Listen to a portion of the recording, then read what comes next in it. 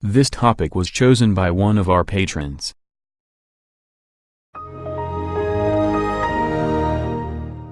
Hello mortals. Ever heard of quantum physics? I'm sure you did. Biology? Of course. Now what about quantum biology? This is not a simple combination of words to make you sound intelligent, but an entire field of study which analyzes the applications of quantum mechanics to biological objects in order to explain things like random mutations in DNA, how do birds orient themselves while migrating, how does photosynthesis work, and even what's going on in the US politics. One of them is a lie. After watching some top anime crossovers, the first person to think of combining quantum mechanics and biology was none other than our cat-loving Erwin Schrödinger. He even wrote an entire book on this topic. There, he introduced the idea of an aperiodic crystal which contains genetic information in its chemical bonds. Afterwards, he suggested that mutations in this crystal somehow happen because of quantum leaps, electrons jumping from one energy level to another. After a few years, a molecular structure in cells which preserves information was discovered, now known as DNA, which acts as the instruction for making proteins. It consists of these 5 nucleotides. Inside the DNA, those nucleotides are tied in pairs by several hydrogen atoms and form this well-known spiral. We will focus on only 2 of those pairs. During the DNA replication, there is a small chance that the hydrogen atoms will change their places, thereby transforming the GC pair into the TA pair, or vice versa. This will cause an alteration in the genetic code and therefore, a mutation. However, this transfer of a hydrogen atom from one place to another requires a lot of energy and cannot be explained by well-known mutation models such as ultraviolet radiation, oxidative damage, or this thing. Then the Swedish physicist Per-Olof Lodin came and presented his quantum model of mutations in biochemistry. He suggested that this transition is made possible due to quantum tunneling. Bet you didn't see that one coming, huh? This weird thing is a phenomenon where a subatomic particle passes through a potential barrier that it cannot surmount under the provision of classical mechanics.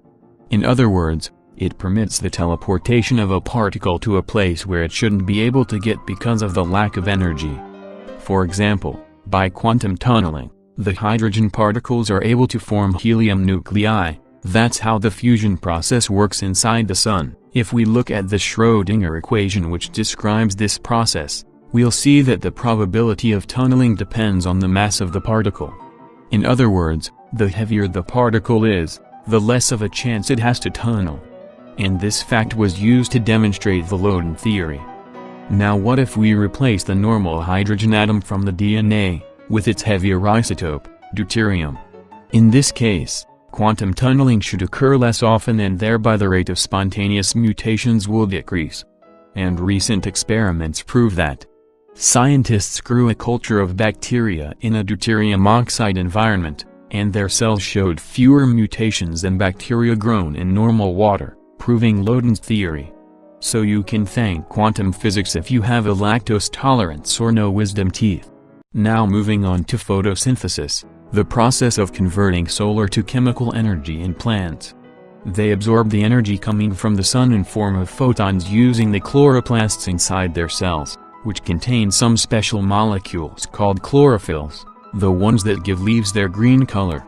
So, when the photon gets inside a chloroplast's antenna and hits a chlorophyll, one of its electrons gets excited and uses the extra energy to bounce through the antenna from a molecule to another to a reaction center. There, the gathered electrons create a permanently separated charge that is, in essence, stored energy ready for use by the plant. There is a problem, however. Getting to the reaction center is a very hard procedure to accomplish, because in one chloroplast's antenna there are hundreds of thousands of chlorophylls. And this intermediary action of passing from one molecule to another has to be done quickly. If the electron doesn't get there in a nanosecond, bouncing randomly through the molecules will absorb all of the photon's energy, making the whole process useless. So the electron has to find the shortest path from the first molecule to the reaction center. But how? The plant doesn't know of any path-finding algorithm to get the shortest trajectory for every electron. Here's where quantum physics comes into play, and more precisely, quantum superposition. This principle states that a particle can be in various places at the same time, thus occupying multiple positions at once. And it turns out that plants and algae employ quantum superposition so that the electron can simultaneously travel among all possible paths. That way, it always gets to the reaction center every time through the shortest path. But do you know what can be cooler than eating light? Being able to smell magnets. That's exactly what magnetoreception is. The ability of feeling the magnetic field's lines, direction and intensity, knowing where the poles and the equator is used by a range of animals for navigation and migration. As an example, we'll take the migratory birds named European robins. Those feather balls migrate each year from northern to southern Europe and vice versa using the Earth's magnetic field. But how exactly do they detect it? Well, scientists don't know the exact answer, though there are some hypotheses. The most boring one is that they have a substance named magnetite somewhere in their body which is sensitive to the magnetic field. However, the most fascinating theory is as always the one that has quantum physics in it. It says that migratory animals use a special protein in their eyes named cryptochrome. When a photon enters the eye and hits one of those molecules, one of its electrons bounces away and gets to another cryptochrome, forming that way two radicals, one negatively charged and one positively. And here's where we introduce quantum entanglement. I spoke about this principle in this video and you can go and watch it to understand what it is, but briefly, quantum entanglement is the ability of two electrons from the same energy level to keep opposite spins. And even after one of the two entangled electrons leaves the energy field, both electrons will keep opposite spins relative to each other. Same with the electrons of the cryptochromes. Depending on the electron's spin, it reacts differently to the magnetic lines, and in that way, it allows the pair of radicals to align themselves to the magnetic lines and react differently at different angles. In that way, those animals can understand where they are located in reference to a magnetic pole on the equator. And these hypotheses aren't the only ones that use quantum physics at explaining biological phenomena. Others, like the sense of olfaction, vision, the effectiveness of enzymes and even the presence of consciousness could also be explained using principles from quantum mechanics.